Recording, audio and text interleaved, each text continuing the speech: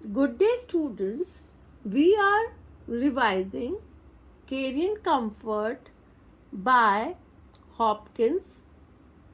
So, MA final students, now please read the stanza 2, lines 1 to 3 of stanza 2.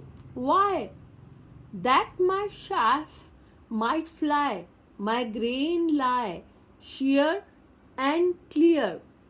Nay, in all that toil, that coil, since seems I kiss the rod, hand rather, my heart low, lapped strength, stole joy, would laugh, cheer. There is a distinct difference between the first stanza and the second stanza of Care and Comfort. As a turn or volta occurs. Now the speaker is going to spend time discussing how he got into this terrible situation in the first place.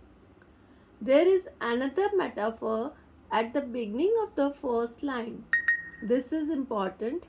There is another metaphor at the beginning of the first line. He compares himself to a stalk of wheat while continuing to question despair over its motives. This is important. I am repeating. He compares himself to a stalk of wheat.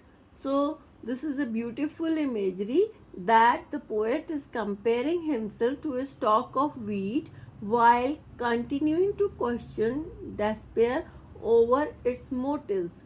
He believes that everything the force inflicted upon him was so that his quote shaft my fly unquote and show his quote unquote grain clearly. This is the first uplifting statement in the text and shows that the speaker might be able to overcome despair after all. So, the grain is symbolical of hope. Basically, he states that all the suffering he endured and still is enduring was set upon him to make him stronger. So basically, he believes that all the sufferings one day they will make him stronger. He continues on in this way, explaining again that the suffering has actually been a net benefit to him.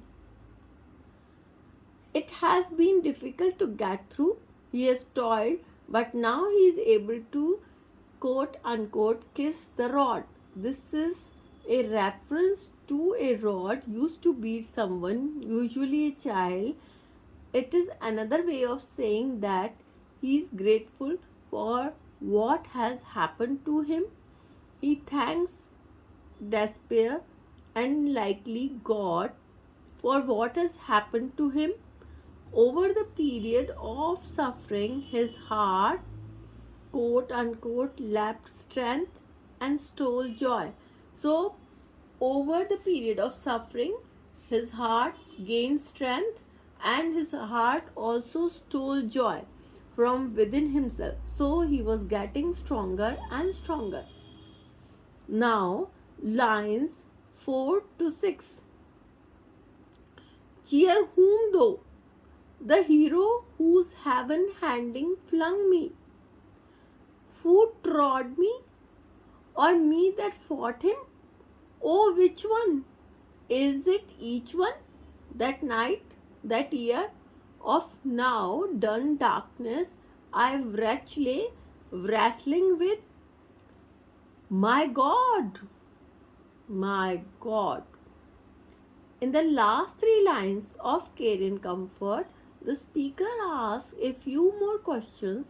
First, who his heart should be cheering for.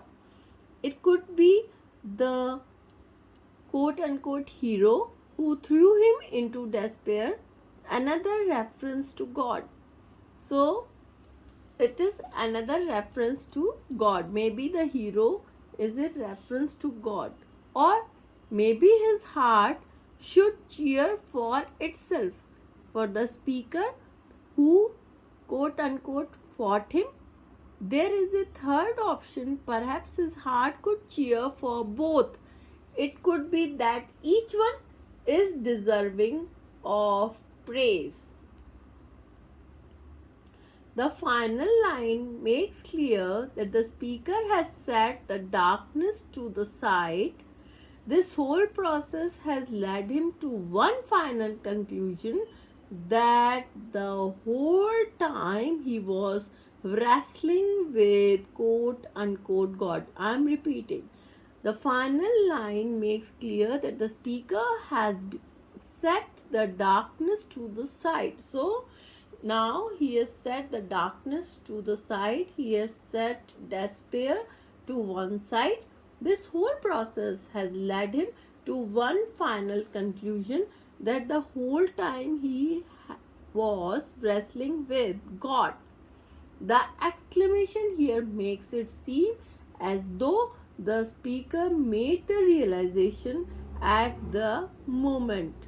So the exclamation here makes it seem as though the speaker made the realization at the moment. So at the moment he came to know that now he is out of despair. He has set the darkness to the side.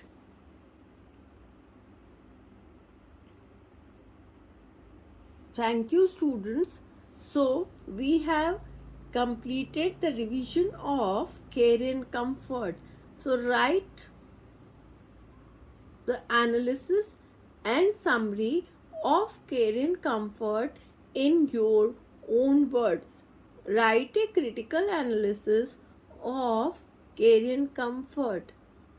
Good day, students. Thank you.